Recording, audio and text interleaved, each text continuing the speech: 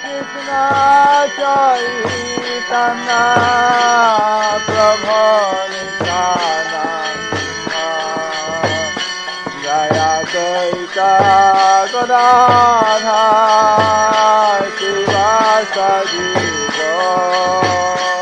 The following is a class given by His Holiness Jayapataka Swami Maharaj on March 12, 1982 in Calcutta, India. The class begins with a reading from the Śrīmad-Bhāgavatam, Canto 8, Chapter 11, Text 8, and continues with the Vaishnava K, numbers 7 through 9.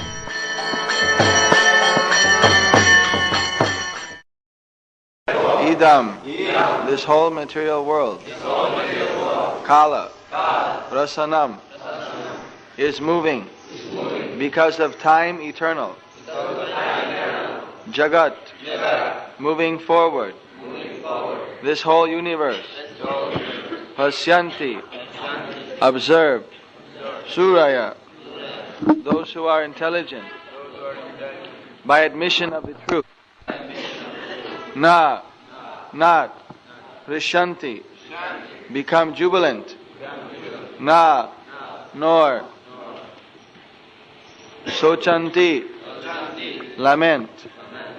Tatra, in such. Yuyam, all of you demigods. Apanditaha, not very learned. Having forgotten that you are working under eternal time.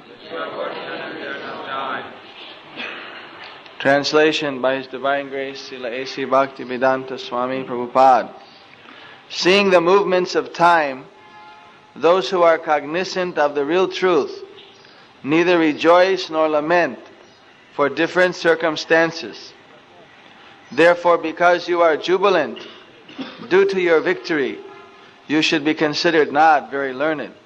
Bali Maharaja knew that Indra, king of heaven, was extremely powerful, certainly more powerful than he himself.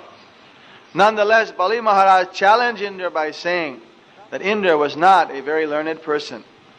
In Bhagavad Gita 2:11, Krishna rebuked Arjuna by saying, Asochan anvasochas twang pragyavadangscha bhashase gatasun agatasungscha nanu sochanti panditaha. While speaking learned words, you are mourning for what is not worthy of grief. Those who are wise lament neither for the living nor the dead. Unquote. Thus, as Krishna challenged Arjuna by saying that he was not a pandita or a learned person, Bali Maharaja also challenged King Indra and his associates. In this material world, everything happens under the influence of time. Consequently, for a learned person who sees how things are taking place, there is no question of being sorry or happy because of the waves of material nature. After all, since we are being carried away by these waves, what is the meaning of being jubilant or morose? One who is fully conversant with the laws of nature is never jubilant or morose because of nature's activities. In Bhagavad Gita 2:14, Krishna advises that one be tolerant. Tang stitikshashva bharata. Following this advice of Krishna's, one should not be morose or unhappy because of circumstantial changes. This is the symptom of a devotee.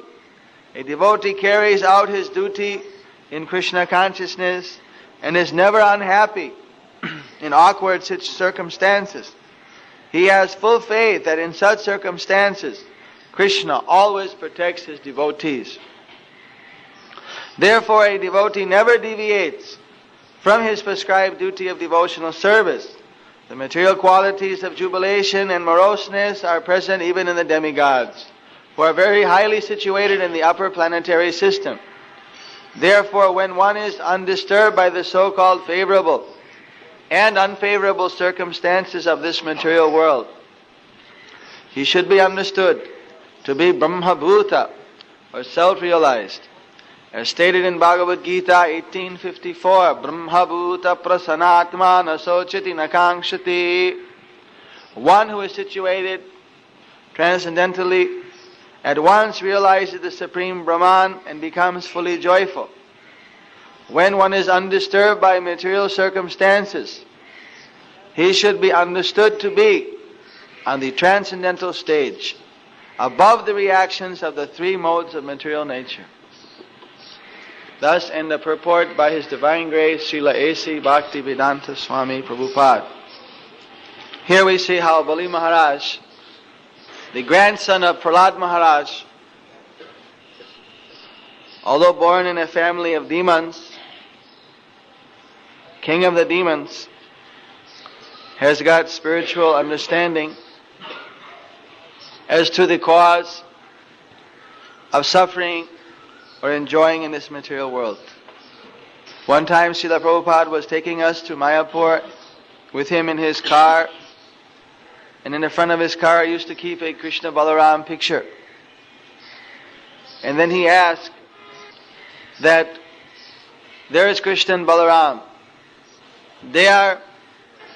He asked two questions actually. The first question he asked was, who is more powerful, Krishna or Balaram?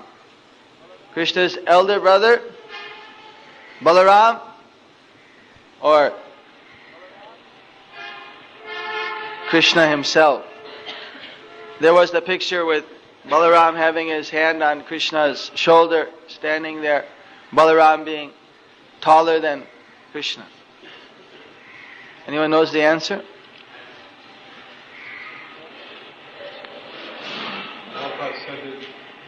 You already know. Anyone? Yeah, new bhakti. Krishna. Why?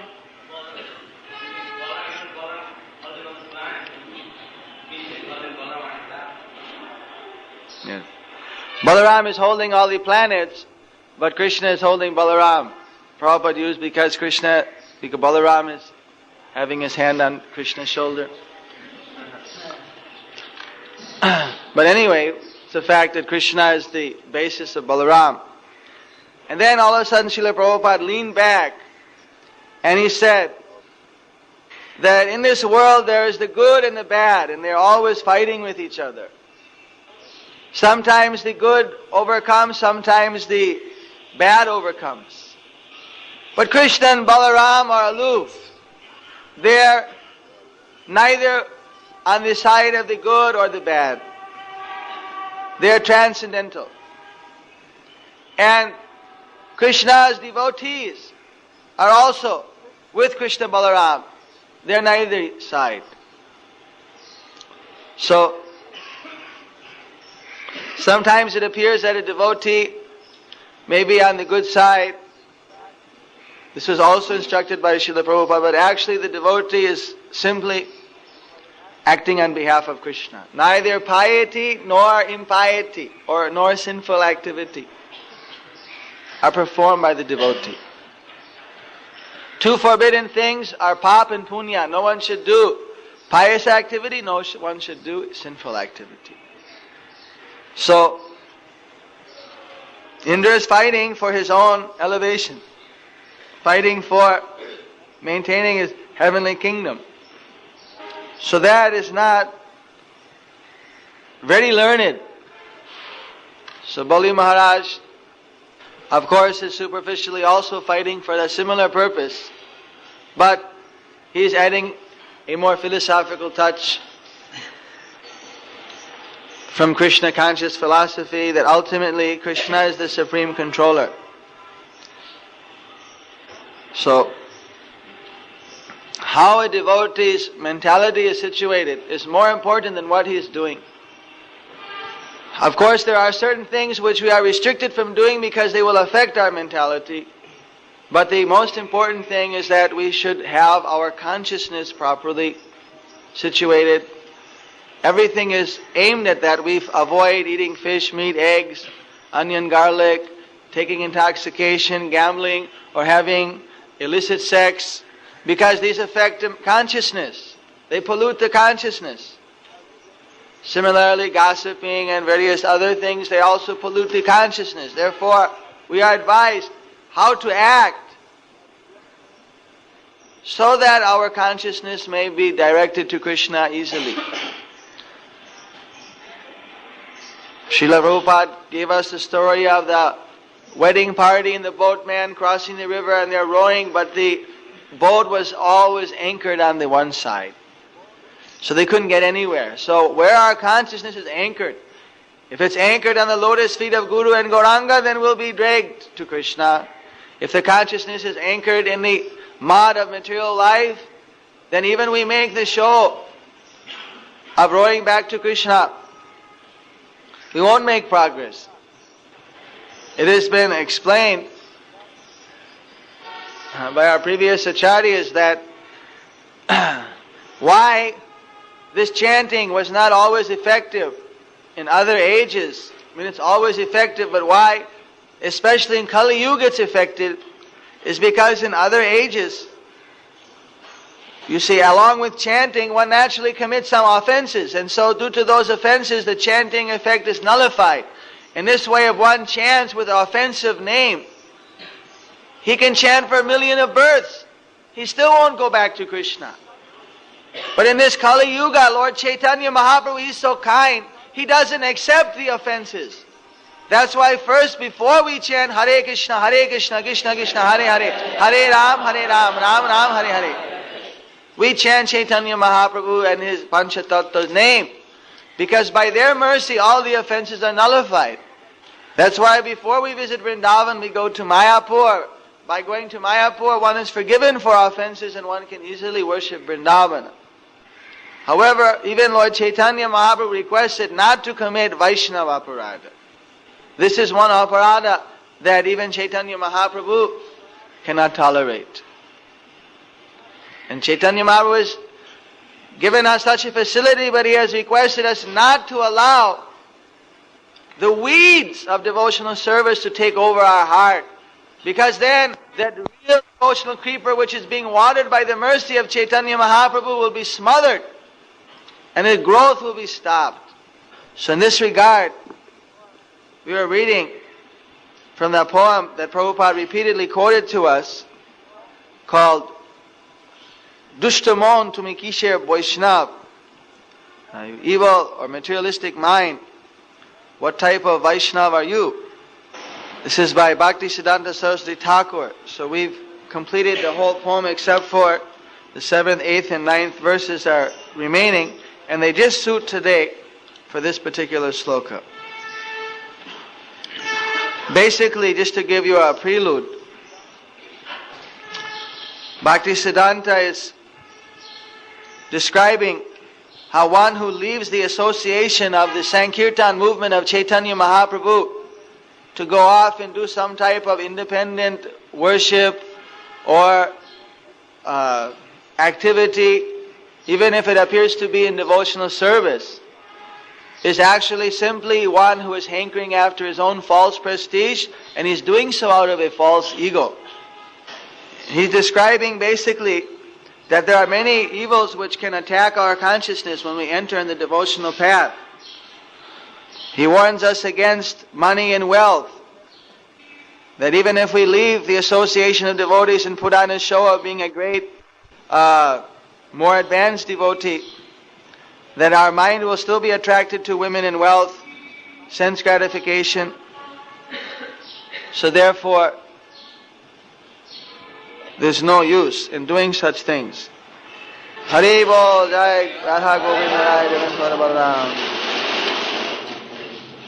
Then he advises us that in desiring one's own prestige, we become just like a Ravana, who was always envious of Rama, and who was ultimately killed by Rama.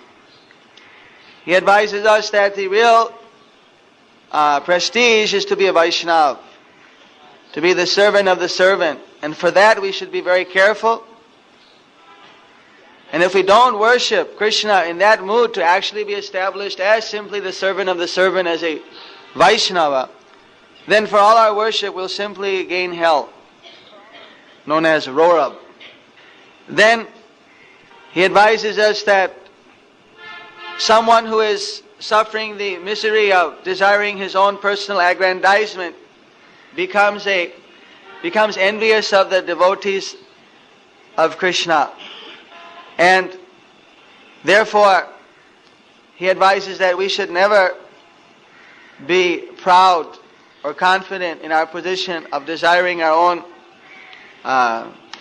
position or our respect, because with it comes the disrespect of other Vaishnavas.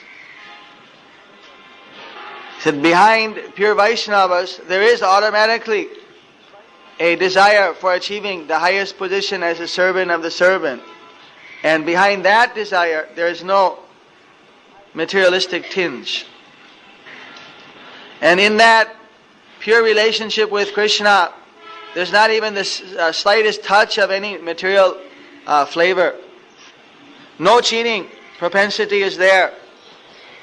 On the other hand, the materialistic desire to elevate oneself is just like a chandali, a witch, which catches us up in her net of desiring to be a separatist or to solitarily worship. So we should know that both of these, the desire for becoming a renowned devotee or the desire to go and become separate and simply worship also as a great devotee, both of these are simply the different hellish existences of Maya. So that's the prelude. Verse number 7 is Kirtana charivo pratishta makhivo ki kaj turiya tadrisha gaurab Madhavendra puri bhavagore churi nakori lokhabu sodai janov. So Kirtana charivo, translation, to give up the Sankirtan movement, to accept, literally it's to anoint oneself with a desire for personal prestige, or to accept one's own attainment of some material position as the goal, will simply be a matter of great shame and regret. Madhavendra Puri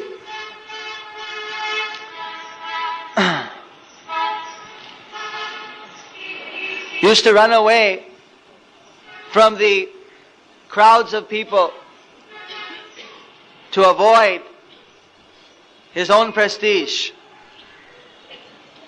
If one falsely imitates him running away from the people for his prestige, then that is simply a cheating. Madhavendra Puri was sincere, and he was living out of the highest philosophical sentiments. So, in this regard, I'd just like to comment that the Sankirtan movement of Sri Krishna Chaitanya Mahaprabhu, which was spread by Srila Prabhupada Bhaktivedanta Swami Prabhupada all over the world, is a great science. And one cannot imitate great devotees who are eternal associates of the Lord, who have come down and participate in this Sankirtan movement. But they have to follow the system of Guru Parampara, take the instructions as was handed down to the disciplic succession, not imitate those exalted Vaishnavas and neglect their instructions. Just as Bhaktivinoda Thakur, he ordered Bhaktisiddhanta Saraswati Thakur that he should always preach, develop Mayapur, distribute books, print books.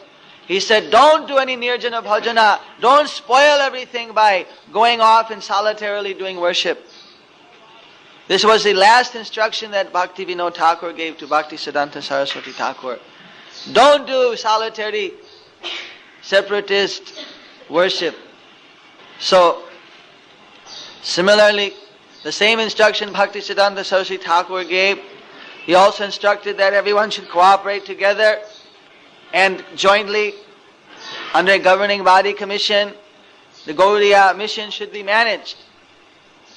Srila Prabhupada Bhaktivedanta Swami, in his Vyas Puja's offerings to Bhaktisiddhanta after his disappearance, he commented on the situation in the Gaudiya mission after he left, that instead of following Bhaktisiddhanta Saraswati Thakur's order to have a governing body and work in that way, they imitated and made again one Acharya like he was one Acharya. He said that by imitating we'll simply go to hell. By following his instructions we'll be glorious. So, we can see that Srila Prabhupada is following exactly in the mood of Bhaktisiddhanta Saraswati Thakur. We should take up the Sankirtan movement. That is the order of Chaitanya Mahaprabhu. That is the example of great acharyas in our line. And by doing so, real fame or real prestige or real position eternally will be given to those devotees in the Sankirtan movement. But if someone instead leaves the Sankirtan, leaves the movement of Chaitanya Mahaprabhu's Sankirtan, that means many together, joint preaching program, then that is simply out of a desire for his own prestige, out of some false ego, and that here is said to be a very poor imitation of Madhavendra Puri. One should not imitate Madhavendra Puri. Actually, one should follow in his footsteps, that he gave everything to satisfy the Lord. When the Lord told him that he should stay in Remuna, he took up that order and remained there. Finally, whatever the order of the Lord is, even it seems to be distasteful in the beginning, we have to accept it. So, we shouldn't imitate the so-called the example of 6 Goswamis and Madhavendra Puri, because that imitation is not a real imitation. It is a superficial imitation. The 6 Goswamis wrote so many literatures for the whole future of this Gaudiya Vaishnava movement. They uncovered all the sacred places of Vrindavana. And if one simply imitates that they were living under a one tree every night and running through Vrindavana, that will be a very poor imitation. Neither can they do it properly, neither is it a real imitation, because is it a real following in their footsteps. Because they were expanding and preaching by their excavations in Vrindavan, by their writing Vaishnava literatures, by their worshipping Krishna on the absolute platform. They were purifying the whole world.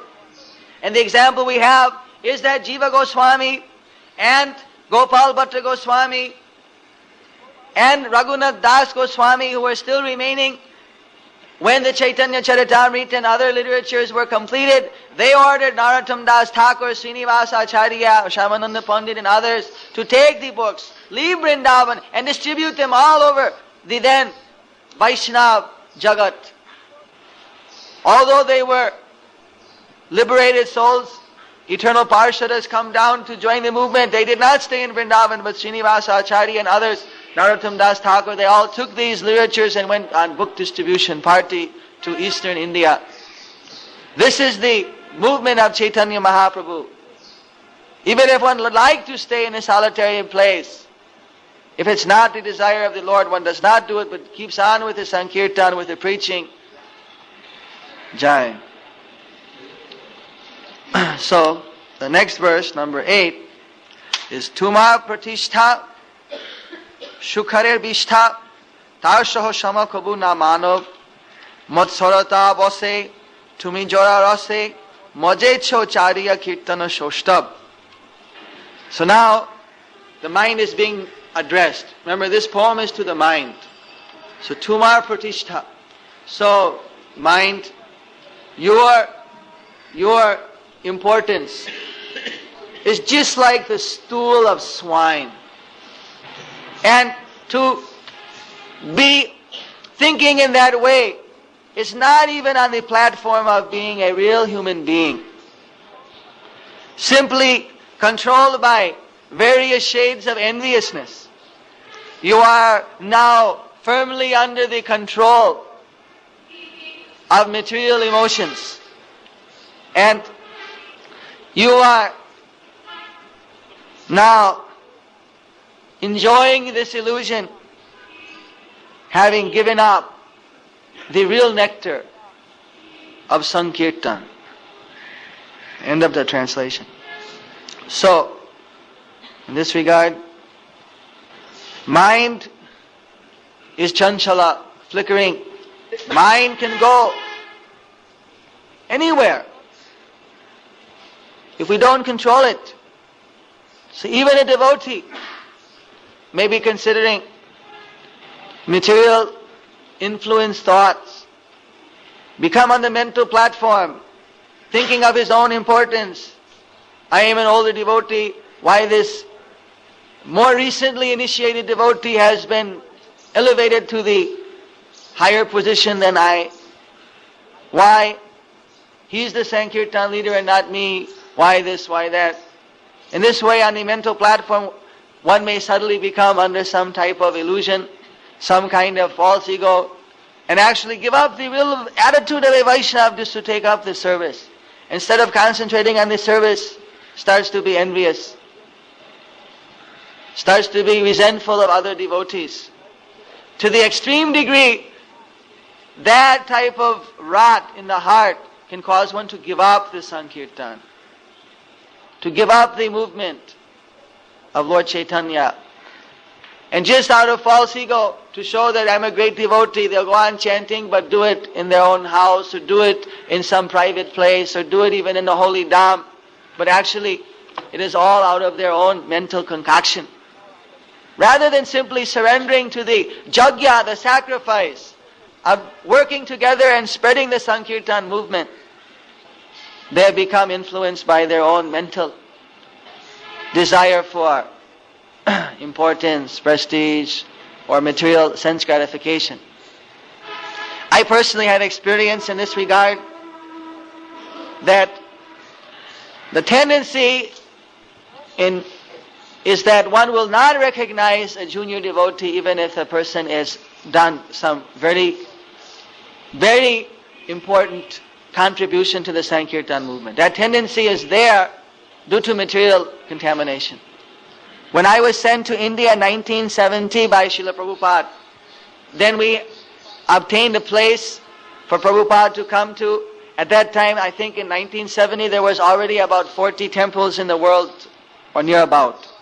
And I was also assigned with the duty of inviting all of Srila Prabhupada's godbrothers to come and meet him at the airport and a reception that now one of the Gaudiya Sampradaya representatives had achieved the goal of spreading Krishna consciousness all over the world as Chaitanya Mahaprabhu had predicted.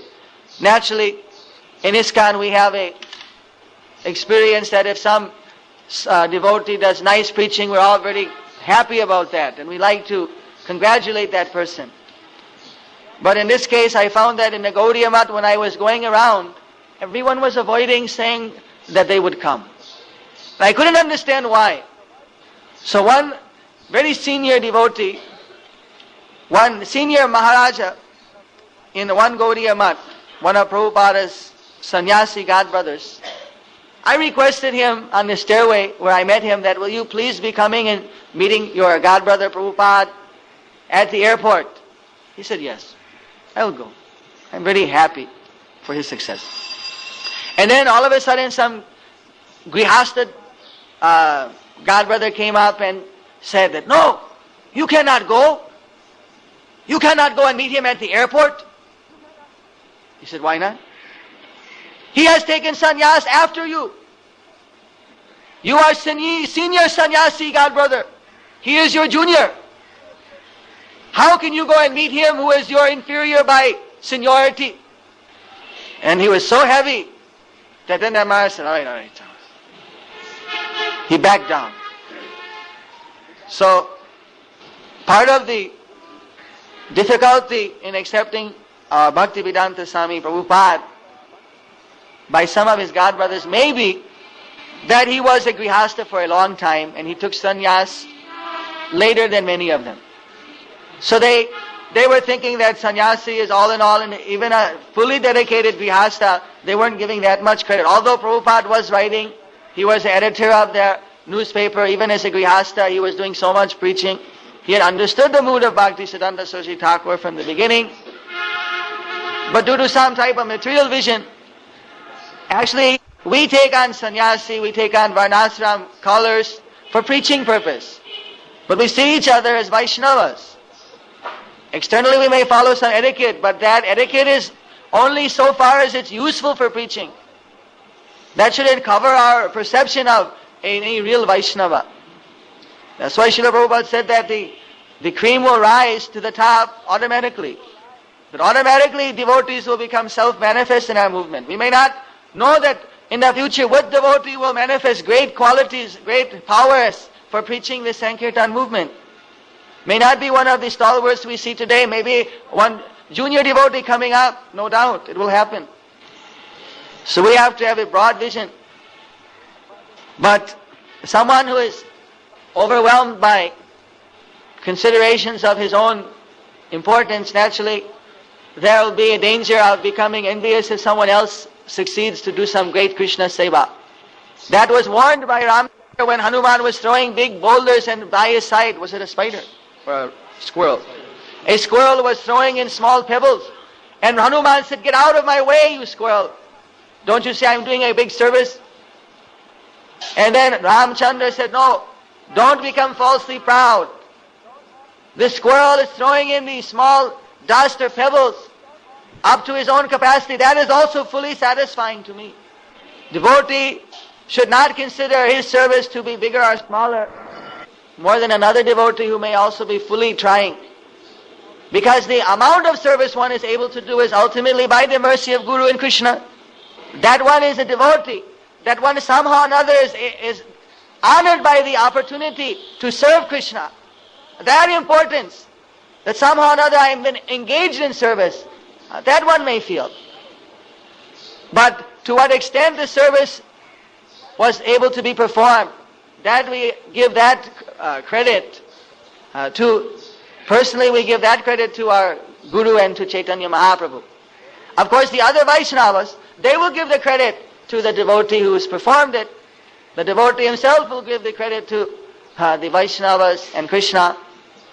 In this way, if one takes the proper attitude of devotional service and one is freed from all this type of matsarata, enviousness, the influences of tamagun, rajagun, sattvaguna. So, this mind is very devilish. Mind can just go anywhere. So we have to purify the mind. We have to again bring it back to the lotus feet of Krishna. Take out all type of resentment, all type of enviousness. If something even difficult happens to us, we take it to be the mercy of Krishna. If we are put into difficulty, that is also a test given to us by Krishna. Bhaktisiddhanta Saraswati Thakur, we are told by Srila Prabhupada, told all his devotees that in the morning he would every day do a purification of his mind, and that everyone should do the same purification. That is, taking a pair of shoes, one should beat the mind 108 times, and taking a broom, one should again beat the mind 108 times to surrender at the lotus feet of Guru and Krishna. Guru and Gauranga. So that, verse 8, and now verse 9. Thai tushtamo nirjana bhajan prachari cho chole kujogi vaibhava Prabhu sanatane parama jatane shikha dilo jaha chinto se sab. So, my materialistic mind, in your desire for solitary worship, you have begun to propagate falsely the glories of bogus yogis, of false transcendentalists or imitation transcendentalists. Our revered Master Sanatana Prabhu gave instruction with great care You should consider those instructions very carefully. End of the translation. So the mind is being chastised for considering leaving the Sankirtan movement of Chaitanya Mahaprabhu, for considering performing some type of separate or independent or solitary worship on the excuse of some higher purpose, higher consciousness. So on the excuse of this higher elevation, actually one is propagating false doctrines, doctrines against the principles of the six Goswamis, doctrines which are actually destroying the pure principles of pure devotional service. Although appearing to be some exalted philosophy, actually this solitary worship, giving up the preaching spirit, giving up the preaching mood, they are preaching anti-preaching. Therefore they are doing the greatest discredit to themselves, and they are establishing false religious principles in society. So Sanatana Goswami, the six Goswamis, they have given so many wonderful instructions. Just as we study the Śrīmad-Bhāgavatam or the Hari Bhakti Vilas, Upadeshamrita, these transcendental literatures instruct us that to make followers for Chaitanya Mahaprabhu all over the world is the result of full sense control, of transcendental consciousness. It is not a material activity. Rather, to leave the association of Vaishnavas, to imitate Haridas Thakur going into some cave and meditating, or imitate falsely Madhavendra Puri and avoid the Sankirtan preachers, thinking oneself to be aloof or highly situated as a more advanced Vaishnava, as some Babaji or some special devotee. It's the greatest discredit to the six Goswamis' teachings and the movement of Chaitanya Mahaprabhu. And the result we can see in the modern day Babajis. They're not able to maintain the prestige of Lord Chaitanya Mahaprabhu's movement. Often they are simply creating illegitimate children in the widows who are living in the holy dham. And in the meanwhile, while so much irreligiosity, so much atheism and materialism is covering the whole world, they're doing nothing to stop that. When Lord Chaitanya ordered all the people who are under the culture of Bharat Bhumite Manusya Janmo Hilo Jar Janma Shartak Kori Koro Poro Pukar, that they should perfect their lives, become spiritually realized in Chaitanya Mahaprabhu's teachings, and then help others. So where is that Poro Pukar? In this so-called solitary worship, Nirjana Bhajana. On the excuse of becoming more intimate with Krishna, more elevated with Krishna's pastimes, one is actually doing harm, doing violence to so many living entities who could be benefited by actually hearing who is Krishna, how to serve Krishna, what is their eternal relationship with Krishna. So this International Society for Krishna Consciousness is based upon this principle that we must work together to deliver the people who are suffering in this material world to their original Krishna consciousness. That is the highest service that we can do. Once we've done everything we can to deliver them to that consciousness, then only one is allowed to, in the last leg of life, take up some solitary worship. Otherwise not. Rather, one's full energy is to be aimed at spreading the Sankirtan movement. And in that Sankirtan movement, in that Sankirtan flow, just like the Ganges coming down from the spiritual world, flowing down to the ocean, everyone is swept away in its flood. And one can taste constantly the highest relishment of intimate association, intimate relationship with the Lord and His devotees. But this imitation of solitary worship, of so-called Nirjana Bhajana, one is not tasting that transcendental relationship with Krishna, rather one is separating oneself. This is against the teachings of the great authorities in the line of Sri Krishna Chaitanya Mahaprabhu. Hare Krishna, Krishna Krishna, Hare Hare, Hare Ram, Ram Ram, Hare Hare. Rather one should chant with so many people together this Hare Krishna Mahamantra.